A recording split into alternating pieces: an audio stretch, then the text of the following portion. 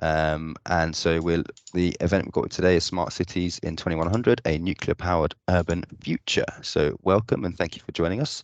Today we'll be covering 4 themes on urban living. So how we generate our energy, how we move goods and people around, what our smart infrastructure might look like, and how our cities need to be climate resilient. So I'll start with some introductions. So my name is Miguel, not Mattia, and I am the Nuclear for Climate events lead for COP28, so in charge of what we do at COP. And this event is one of the things we do in the lead up to it. So I would like to introduce the rest of our esteemed panel. So Lindsay, would you like to introduce yourself? Yeah, for sure. Thanks, Miguel.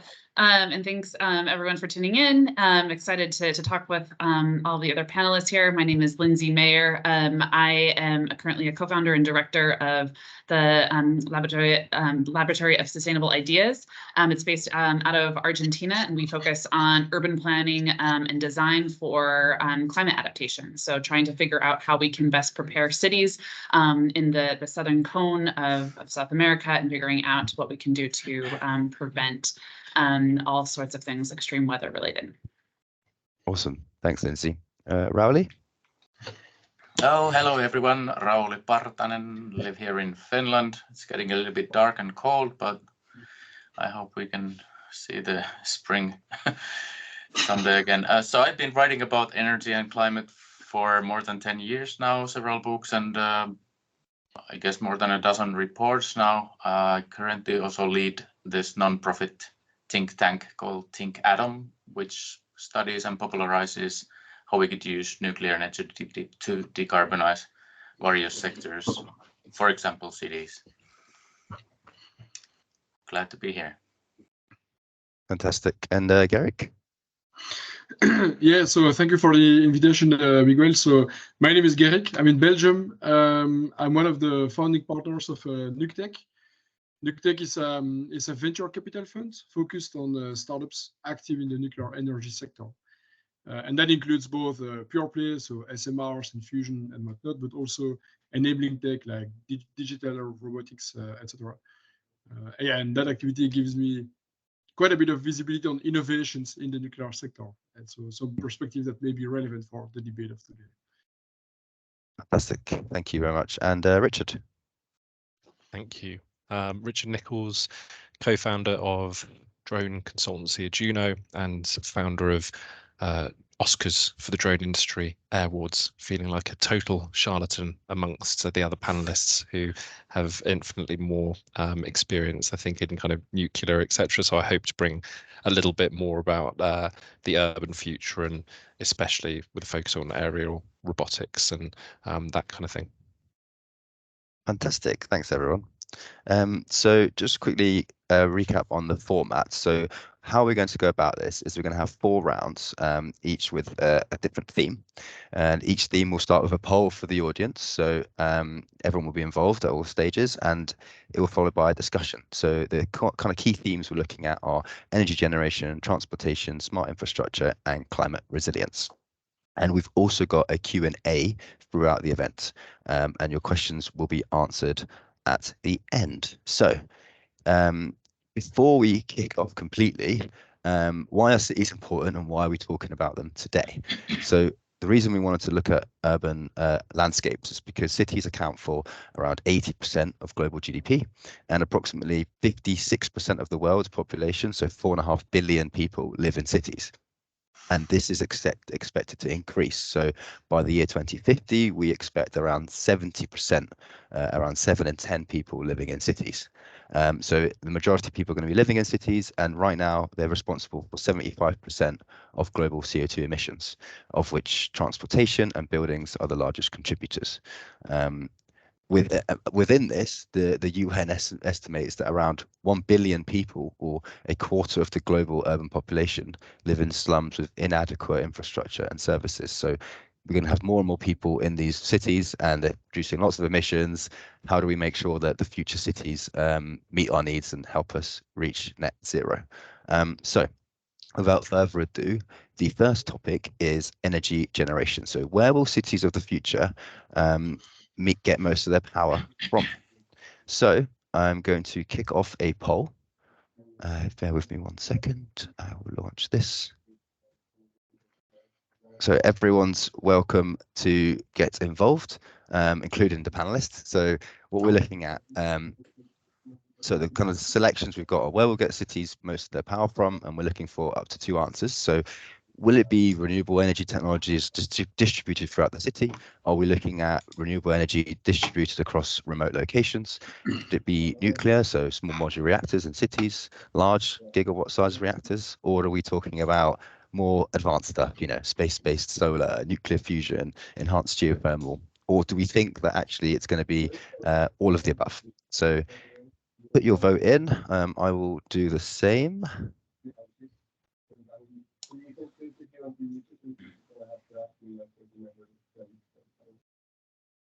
I'll give everyone a couple of minutes. Well, maybe 1 minute.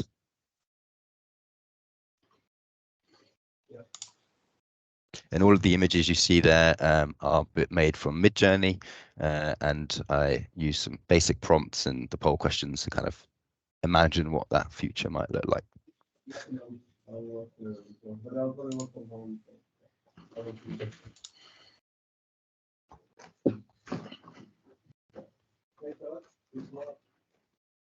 Got 9 responses so far.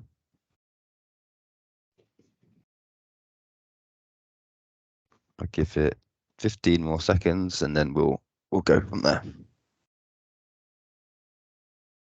Can everyone see the poll results at the moment? Yep. Yep. Yep. Yeah, for some reason I only see 1 or 2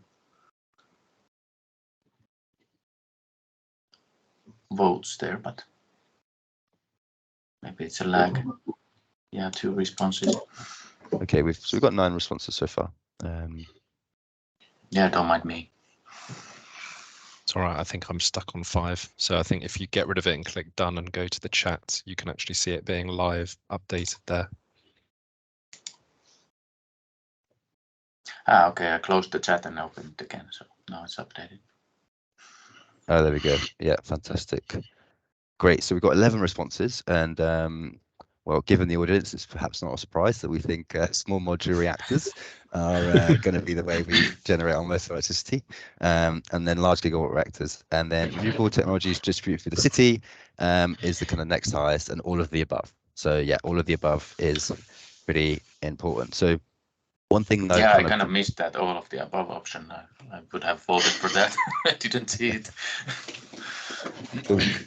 Before we kind of have a little discussion, I think one thing some facts that might be of interest is that we expect that global energy consumption to double until the year 2100, and this year electricity made up only about 20% of our total energy consumption. So fossil fuels kind of created the other 80, and of that 20% that's electricity, only 20% are low carbon energy sources. So doing the maths, if we imagine that in the year 2100, everything's electrified and everything's low carbon, we need 50 times more electricity from low carbon sources. So it's a huge increase. How are we going to do this? Anyone want to try and jump in on that? Not how we've been doing it so far. Agreed. I mean, I've been involved in a couple studies on that looked at how to kind of accelerate the deployment of both large and small nuclear reactors, for example, shipyard manufactured, so that you could build these barges like a gigawatt each, and you could do them like dozens per year, if not hundreds per year. As well, dozens from one big shipyard and hundreds from a handful of shipyards. So something like that needs to happen. We've been doing that with renewables, at least with solar, like mass production, just pushing them out, and I think that's accelerating still. On the other hand, wind has been a little bit in problems, especially here in Europe for the last couple of years.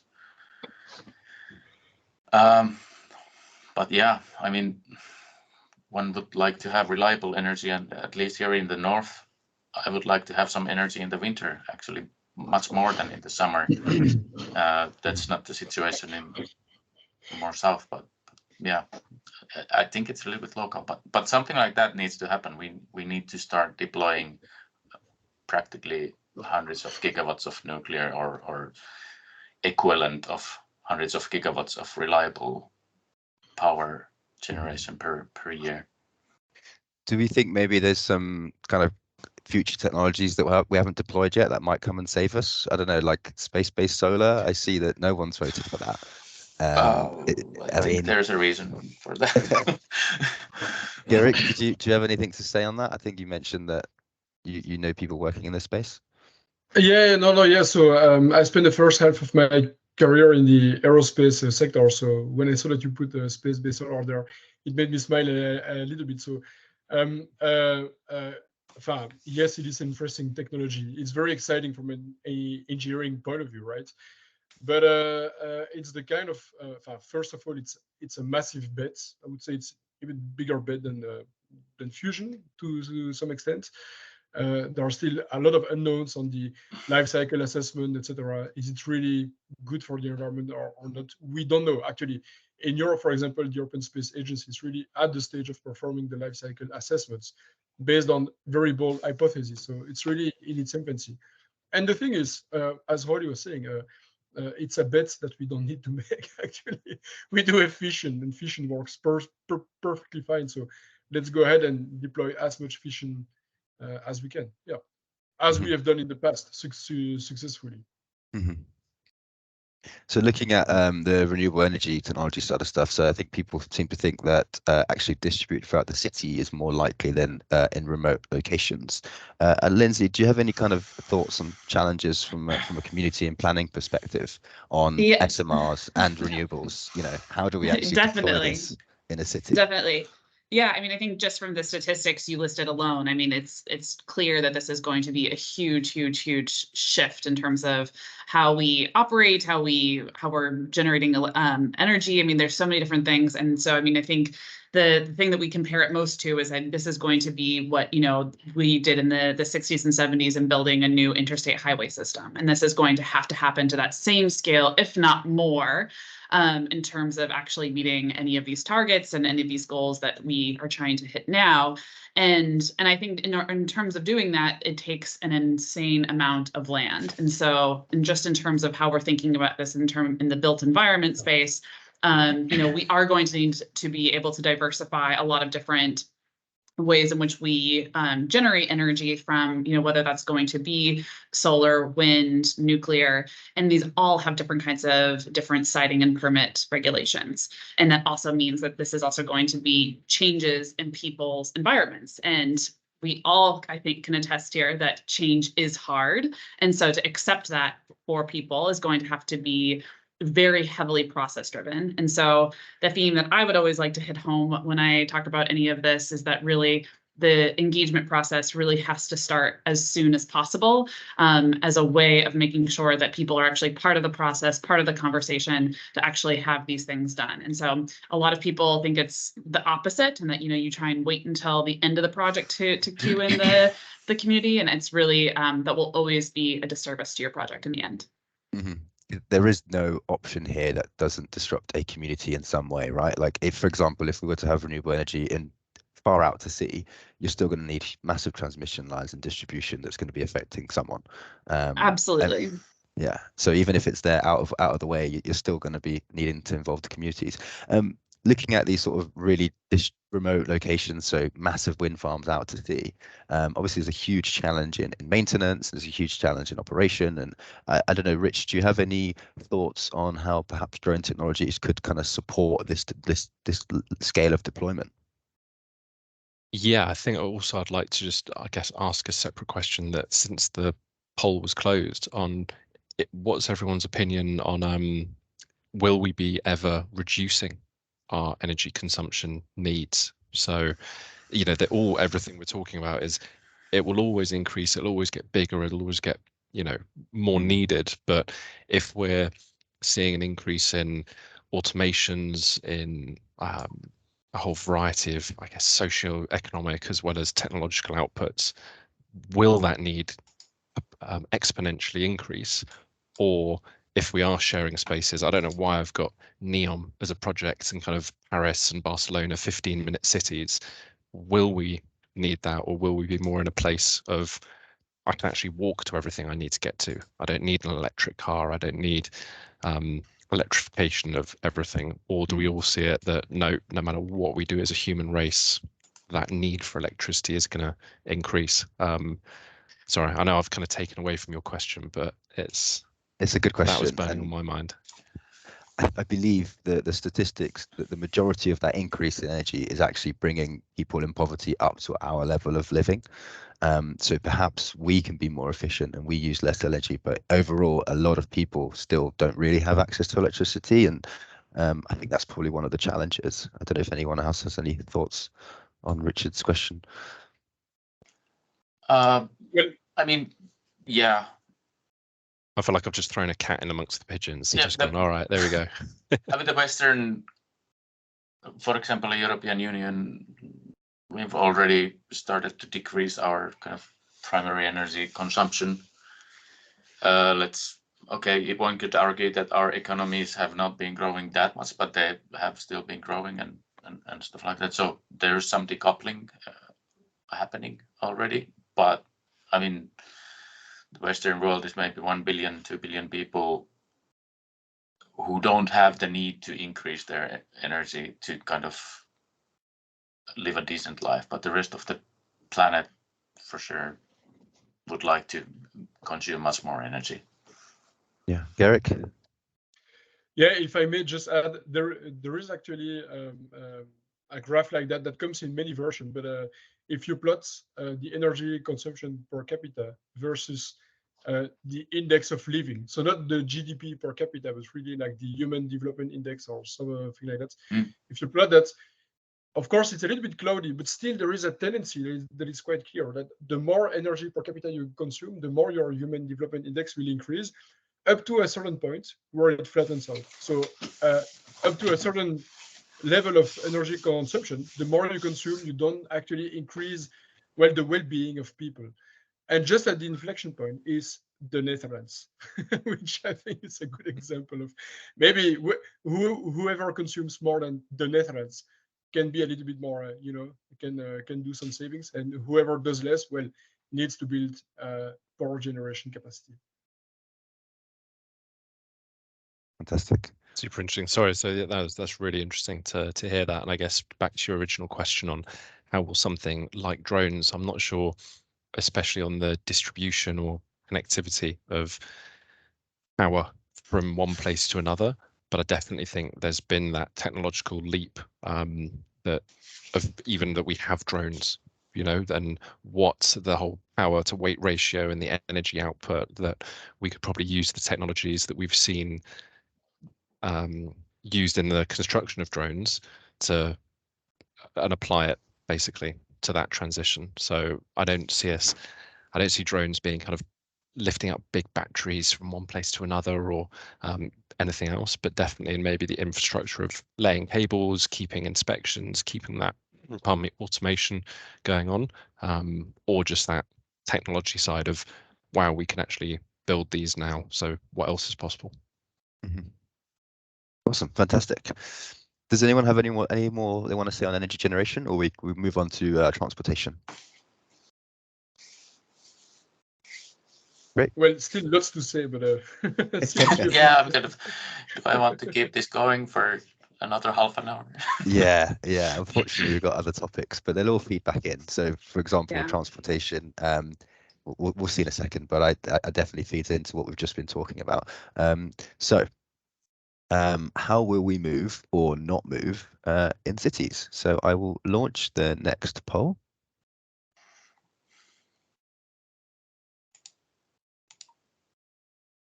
Second, there we go. So the options we've got here, a little bit less than last time, but we're looking at, are we going to be using electric vehicles? Are we going to be having mass transit systems like subways, trains, trams, that kind of stuff? Could it be drones? Are we going to be flying around everywhere? Are flying cars finally making an entrance? Or maybe we don't need to travel. Maybe virtual reality and the metaverse, as it were, will completely change everything, and we don't go anywhere, and we just do like what we're doing now and sit at home? Or could it be teleportation? Another crazy one, but yeah, put 1 or 2 votes in, and I'll give everyone a minute or two to have a think.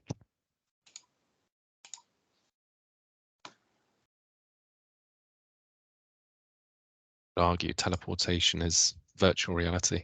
If you've got a Star Wars-esque, I suddenly pop up as a hologram somewhere around the world, am I teleporting? Mm. I'm blown. What is the status of teleportation right now? You mean how Sure. close are we to achieving it? Next year, Lindsay. Next Probably. year, we're close. Similar to fusion, probably. Or commercial fusion, anyway. Okay, great. So we've got 11 responses, and so we've got mass transit systems as number 1, followed by electric vehicles, and then drones and virtual reality are neck and neck. So just before we kind of go into this section, just a couple of quick facts and figures. So transportation currently makes up about 20% of global emissions, and within large cities across the world, 51% of travel is still done by car. Which is kind of a shocking fact for me.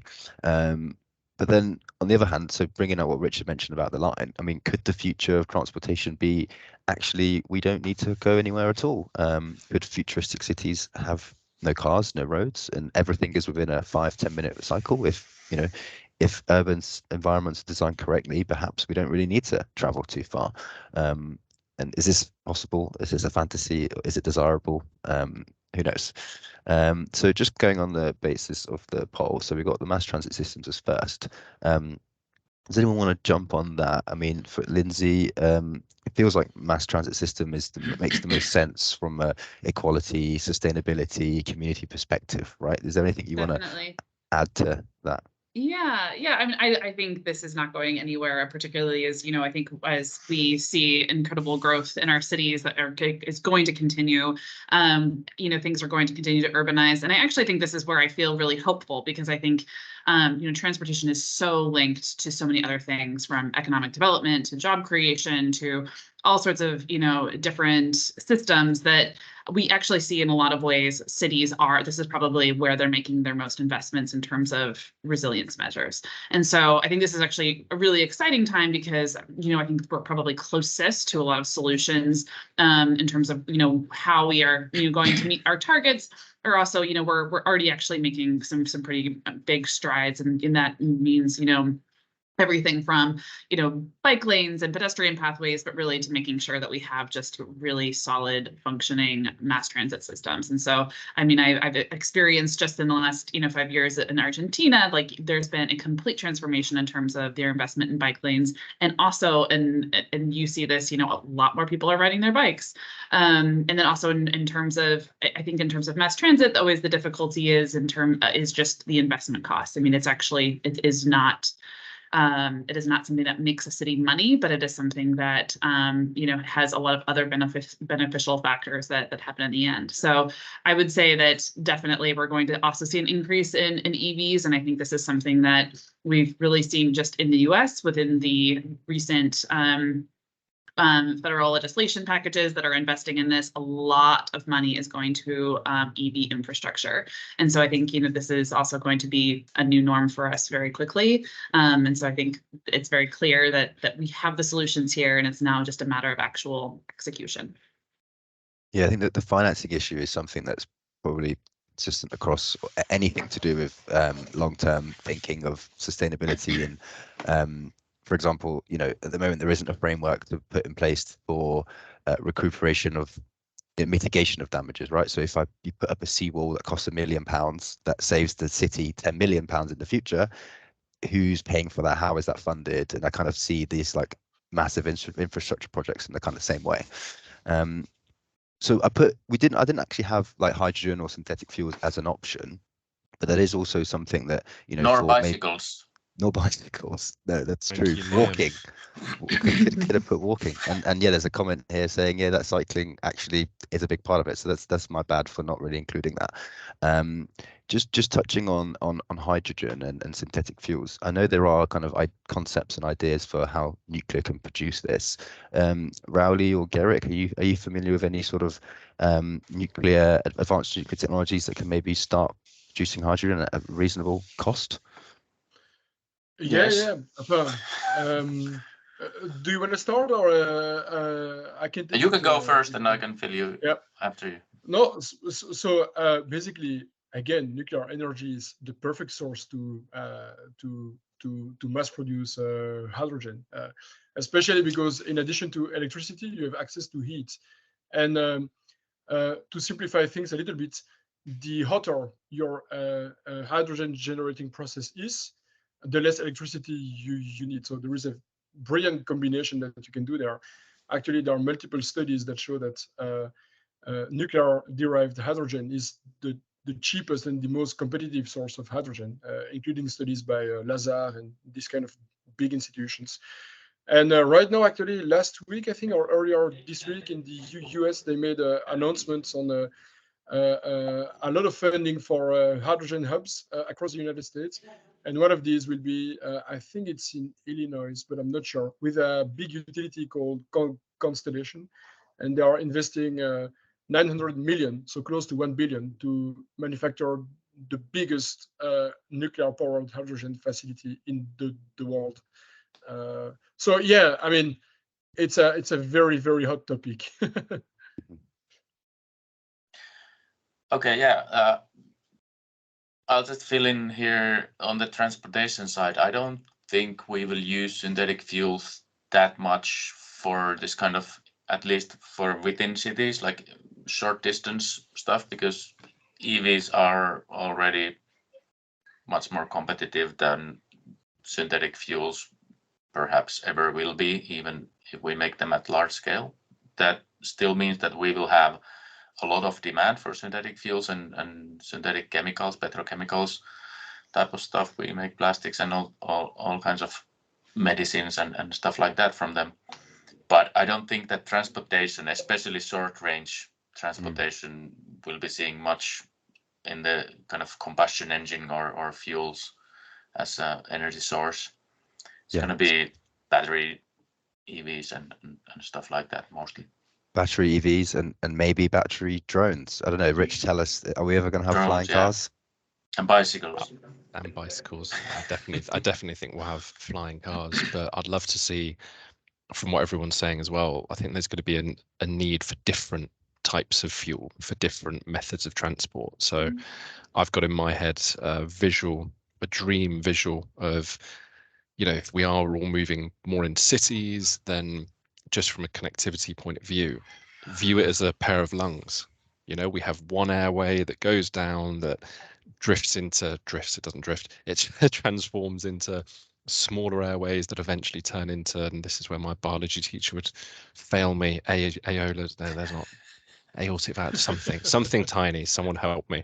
And I think they go into that. It's not like a lot of our infrastructure I see now, especially in the UK, you have these towns and villages that when it was horse and carts, the road powered straight through the village. And all that we've done is convert those horse and cart tracks into roads and not really thought about, well, hang on a second, what is this community? What's it need?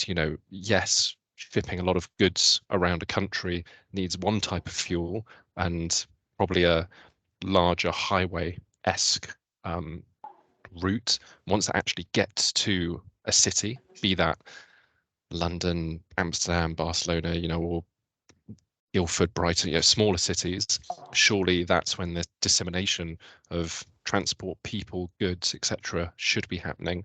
And then do you need to use the same type of fuel to fuel that if you're only going 6 miles? I can't remember the statistic of London, 10 million people or something. It's only like 6-7 miles or something in radius, so that's a totally different type of fuel type than getting something from Hungary to the UK. So yeah, I think there's lots. So drones, definitely, flying cars, but then what type of fuel is needed for each of those is very different. And I'm all about cycling. make 15-minute cities that we can all cycle around and just put a poncho on. Come on. Yes, and I just see in the chat that somebody mentioned e-bikes, and I have to say I wanted to make a plug for e-bikes as well, because I think they are amazing and that they are, you know, this incredible form of transportation that is actually really enjoyable as well. And so again, and it's been amazing to see how fast they've grown so quickly in the market. Does anyone have any thoughts, just a general, and you know, will AI? There's always things that happen that we look back 50 years and people have never imagined that it would possibly this would happen, right? Everything we've been talking about still feels in the realm that we live in currently, right? It's just evolutions and upgrades of what we already know.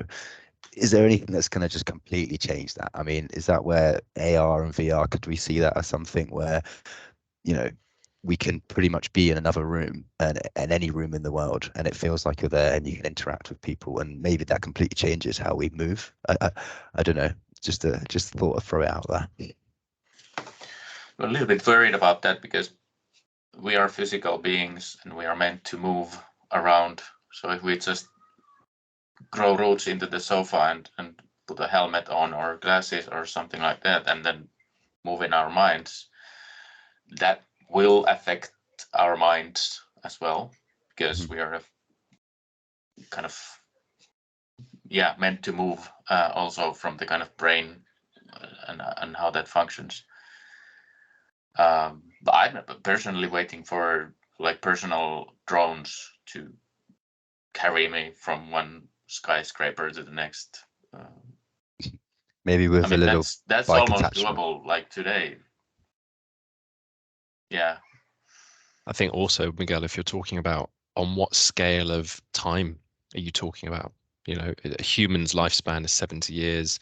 The planet's been around 13 billion. And I just don't think we can comprehend as a species anything once you get into the thousand years. It's just like, what's going on there? Could a meteorite land on Earth and deliver some type of hypermatter that we didn't even know existed? That I'm now going to Star Wars territory, aren't I? But you know, something like that, that's suddenly this incredible self-sustaining source of power. Who knows? But on a more smaller scale, yeah, okay, personal drones, bikes, they seem a bit more feasible.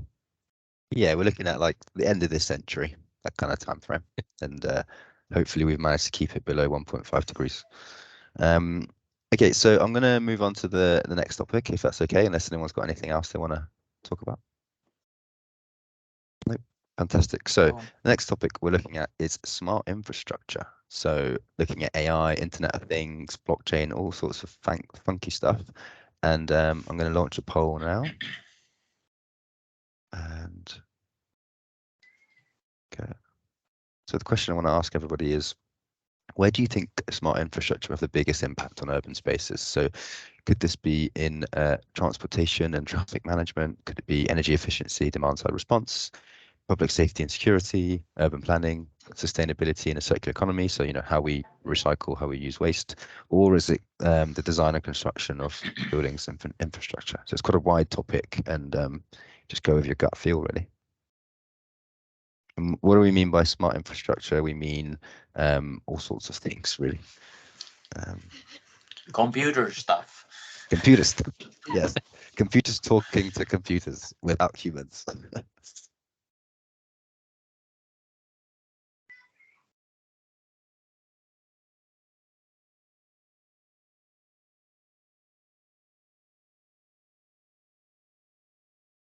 So let's see how the votes are coming in.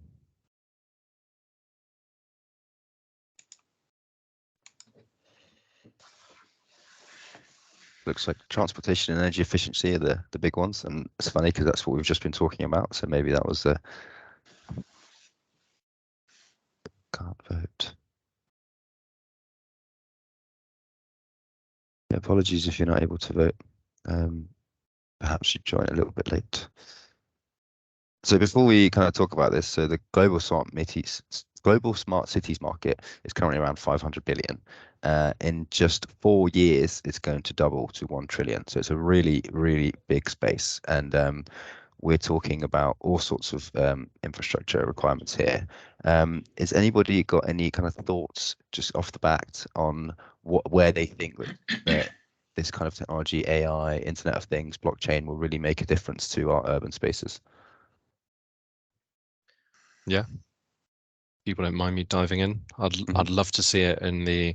I loved that you put the option in there of urban planning, and I think bringing that in to say, well, hang on a second, are we being efficient with space, with where things are going, with like kind of all of the options you gave, really. And again, it reminds me of I think it's quite old. There was a slime mold that they put on the Japanese Tokyo rail system, and it grew out to all these little nodes, and it kind of redesigned the Tokyo rail system in a more efficient manner than what it is now, in the most efficient manner. So I'd love to see smart infrastructure, AI and IoT saying, why are you doing it this way? When actually, given all the parameters and the statistics, and you're finding more people are living in this area, so actually a hospital should be built over here and not over here. So yeah, I'd love to see it included. Are we gonna more of a- believe the machines though?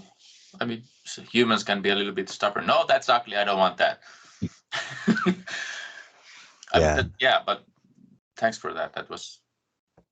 I didn't think about that. Yeah, it's probably. And I guess if you give it the information, this is where things currently are, and this is all the legacy decisions that we've made.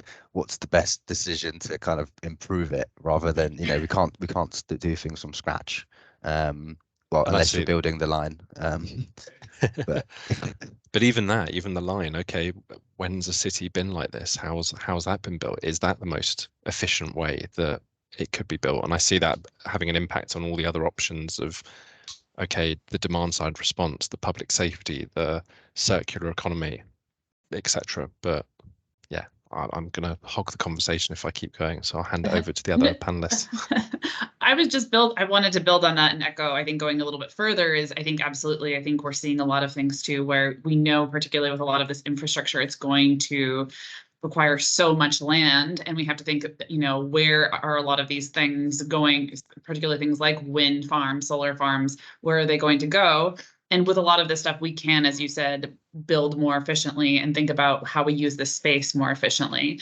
I also think the other thing that is really exciting about this kind of smart infrastructure and, you know, ability to have this data at a much faster speed is that we're able to just know more about the communities we're working with. And so I think, you know, so much of the time we are, you know, creating and building off of a lot of assumptions, and we actually don't necessarily have accurate information that we need to make decisions in terms of where things should go, how it should happen. And I think this, for me, is a really great way of, if we're able to have information about a place that we know we're going to build something new or change something in someone's community, we're able to actually have this as an informative tool, in an educational capacity to then share and work with people, with residents. And so I think it's a really exciting time just to think in terms of, we just have information that much faster. And I'm also really excited to see there's a tech company called OpenGov that is doing a lot of this stuff with smart technology, just in terms of making sure governments have, you know, sufficient state capacity, which, you know, after now living through a pandemic, we realize how important state capacity is, and how it's not just a developing or developed country issue. And so I think this is a really exciting time where we're also just able to, you know, have better data to make more informed decisions. Just building on that, I mean, from your experience in urban planning, are we using smart infrastructure today, or are we kind of planning for it in the future? I would say a little bit of both. So where I've seen some of it happening is within a lot of building decarbonization projects. So a lot of buildings are starting to have better technology in terms of their efficiency build outs. And, you know, there's even been in New York City, there's now requirements for buildings to have these kind of monitors within their buildings to measure their emissions, which I think is really exciting. And so we're seeing, you know, things like that. And then we're also seeing in terms of, I would say, more in the data collection piece as well. But there's so much room for this to grow. And I think, you know, I think it'll be really exciting to see, especially as these technologies develop further.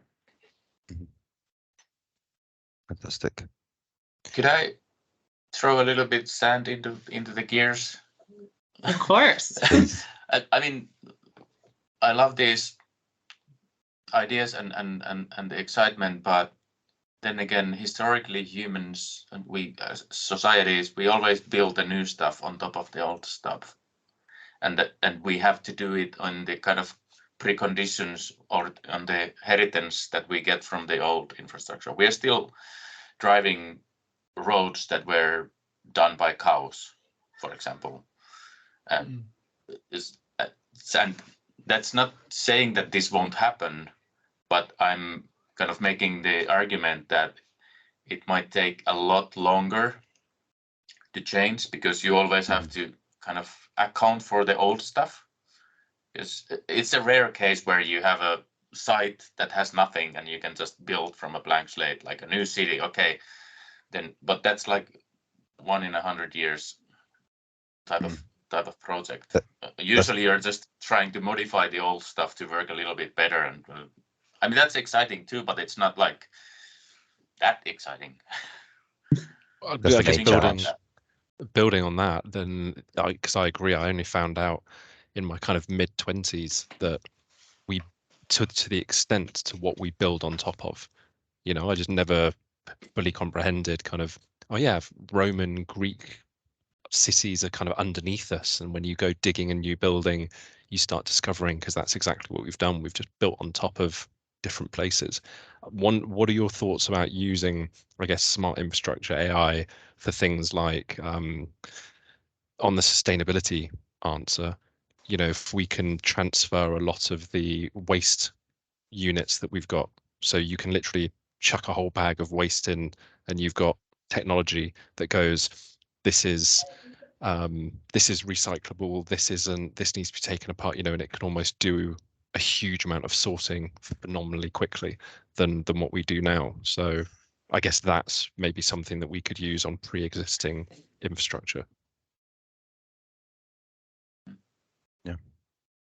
Yeah, it's a difficult topic. Then again, people are lazy as well. So yeah, on average, statistically, people are lazy, even though we are not. Of course, no, none of us are. I'm going to move on to the next section, if that's okay, because we've got about 15 minutes left. So the last one, we're looking at climate resilience. So I'm going to do the last poll of the day. And this is just to kind of get an idea of, you know, what kind of events do we actually think that could be really affecting cities of the future? As we vote, I'll just read out some statistics. Oh, these are also good. Okay, I can only choose 2. So based on current policies, the global temperature increase is estimated to be 2.7 degrees in 2100. Best case scenario, everything we said we're going to do, we do. All the countries that have made promises, they keep their promises. We can keep that to about 1.8 degrees. Now, what does this actually mean? Every 0.1 degree we go above 1.5 is, you know, the effects are massive. So a warming climate increases the chances of very hot days and nights. It increases the evaporation on land, which worsens droughts, which increases wildfires. A warming atmosphere is also leads to heavier precipitation events. So as the air warms up, it can hold more moisture. So when it rains harder. And a warmer air, warmer oceans make hurricanes stronger and last longer. So all of these kind of weather events that we're experiencing today in a world that's warmer are going to be more extreme. And you only gave us 2 options, Miguel. Oh. Yeah, got to keep it. Yes, I need 5 at least. Yeah, I need another all of the above. So it looks like we've got extreme heat waves and flooding as the 2 big ones, and sea level rises. So I mean, Lindsay, just starting with you. I mean, how are cities planning for these events? What are we doing to solve right this? So this is something that I could talk on for years, but this is, I mean, so right now I think our biggest problem is 93% of climate finance is going to mitigation rather than adaptation. And so we really need to have a drastic paradigm shift in, I mean, as soon as possible, in terms of really making sure that we're really thinking about strategies that are all about how can we build cities, neighborhoods on a way that they can actually tolerate and withstand a lot of these things. And I think, you know, it's really, again, if we're talking about the finances, I mean, there's this amazing statistic that's, you know, for every $1 that we spend on pre-disaster mitigation, we save $6 in losses. So it's in everyone's best interest, you know, as well as saving lives to really think about this in terms of, you know, how we're actually redesigning our cities. And I think what is exciting is that we have the solutions. Like, we know what we need to do. It's just a matter now of actual implementation. And we're seeing a lot of different, you know, there's been several neighborhoods that were brought up in the news in one of the really severe hurricanes that happened on the East Coast in the US. There was this community, I think it was called Babcock Ranch, that, you know, while the rest of the seacoast was just hit with a ton of damages, it was able to withstand this incredible storm completely unscathed. And why was that? Because they had appropriate street designs, they had surface materials that were permeable, they had enough tree cover, they had a solar grid that was able to prevent a power outage. I mean, they had just, it was a city, or it was a neighborhood that was able to withstand, you know, these extreme weather risks. And so again, this is where it's really about how do we build for adaptation and to build for resilience, using a lot of, you know, pretty simple designs and for some pretty simple, you know, planning techniques that you know, we don't necessarily need a lot of new innovative technologies. We already have it now. But again, it's how do we get the financing and the political will, as well as organizing residents to actually want these things and getting all those things coordinated to work together to actually execute these kinds of projects. Mm-hmm. Mm-hmm. Fantastic. Anyone want to add to that, or? Just a very short side note, taking again the nuclear perspective as a power source. It's quite resilient to extreme weather, as we've witnessed. I mean, since Fukushima, it's most nuclear power plants around the world are fail-proof for earthquakes, tsunamis, tornadoes, and so on. We've seen through the COVID-19 that they were also resilient to pandemics, etc. So it's probably your best bet if you want to be resilient against these kind of extreme weather events. Mm-hmm. You can have like 2 years of fuel right at a plant. So if, you know, whereas a gas plant is constantly having gas pipes to it, you lose that gas pipeline, you know, it comes offline. Yeah, did you want to add anything to that, Rauli? Well, actually, I kind of intentionally took the other side of this. I voted for cyber attacks and power failures because for heat waves and flooding and rising sea levels, we have technological solutions. We can build walls and all kinds of sea walls and stuff like that, air conditioning in cities. But for those, we need energy. And we need reliable energy. We have to have it when we need it. So from that perspective, the power failures and then again the cyber attacks that could, for example, cause the power failures. So that's like the threat behind the threat. We can build systems that can manage these climate problems, but can we build systems that can manage the human-caused problems, for example, terrorism and cyber attacks and stuff like that? And if we do that, then there's a whole new horizon of risks waiting for us there. Richard? I think it's such a great insight of seeing it from the other side beyond what isn't within our control from a Mother Nature point of view, and you just set my head off down a whole doom and gloom thought process. But of the more I think that happens as well, there also isn't on this that disparity. So you said, all right, we can invent things like air conditioning, but is it going to be a case of the haves and the have-nots? Those who can afford air conditioning get it, those who can't don't. If you just have these cyber attacks, power failures, how much then is dissent among a wider population, especially in cities, growing? How can you tap into that? And again, I'm probably taking us down a different route away from a nuclear powered urban future, but you just carry on down that route of how many more rallies, protests are you going to be seeing against things like this, and do we see the collapse of modern civilization from a city point of view and everybody going, well, hang on, this isn't good? So anyway, you can see where my head was going at 5:53 on a Thursday evening. I mean, this in one way, I see this already happening in kind of places like California, where the rich can afford to buy a couple Tesla Powerballs and don't give a shit about a power outage.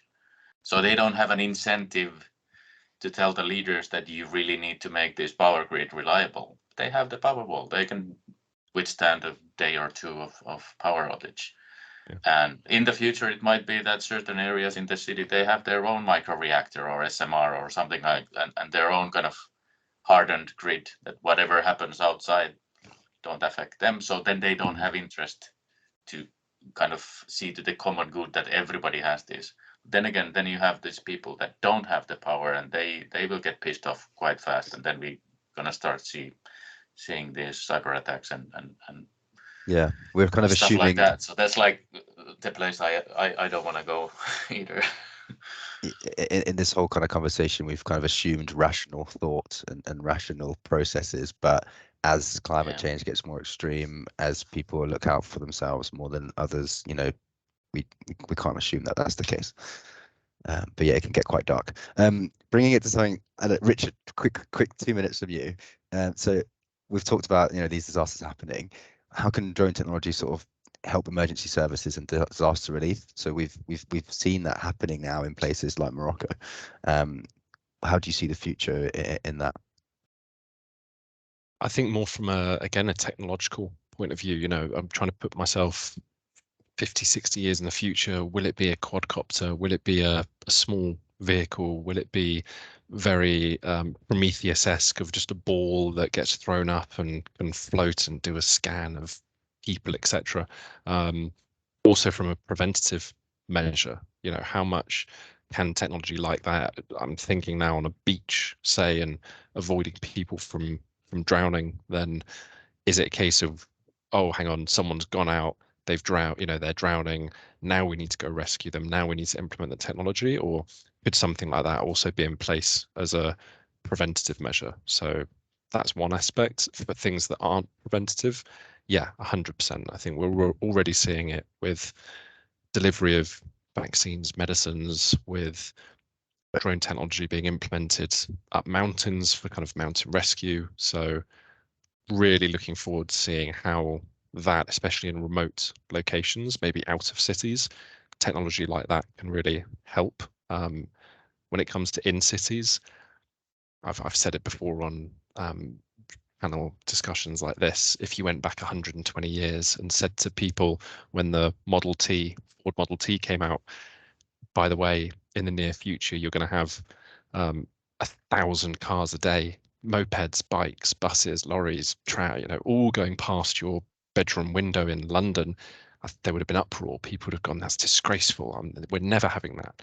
And you see the similarity with drones, people saying, it's disgraceful. I'm never having drones flying in front of my window.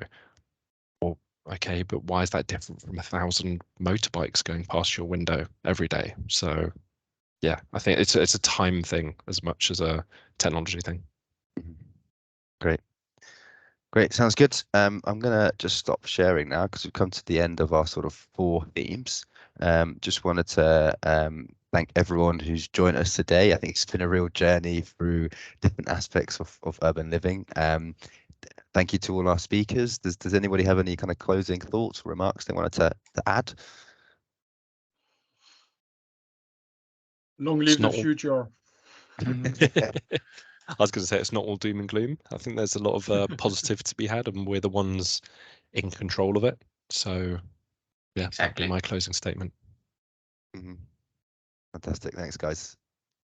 Go on, Lindsay. Look like you're about. I was going to say my tagline is always make sure that we have a strong public participation process in place for all of these things when we're thinking about this. It really is relevant to how, you know, we can only do this if we have people on board and are supportive and feel informed and feel that there's a fair process. And I think there is a lot of change that has to happen. And so in order to do that, we have to start with a really robust community process. Yeah, really great point. And I guess that's how we make sure decisions are rational. Get people informed. Thank you very much, everybody. Just for some info, so Nuclear for Climate are organising a second panel event in a few weeks on the 9th of November, and we'll be looking at specifically the role of nuclear energy on how it can help decarbonise heavy industry. So stay tuned for the information on that and the speakers for that. But in the meantime, thank you all very much for joining us today, speakers. You've all been really great, and I've really loved your insights. And thank you to everyone who joined us today and participated in the polls and questions. And yeah, we'll wrap it up there. So thanks, everyone, and have a great rest of the day wherever you are in the world. Thanks, everyone. Yeah, This was great. Thank you. Thank you. Bye-bye. Thank you. Thanks, Bye. guys. Bye-bye.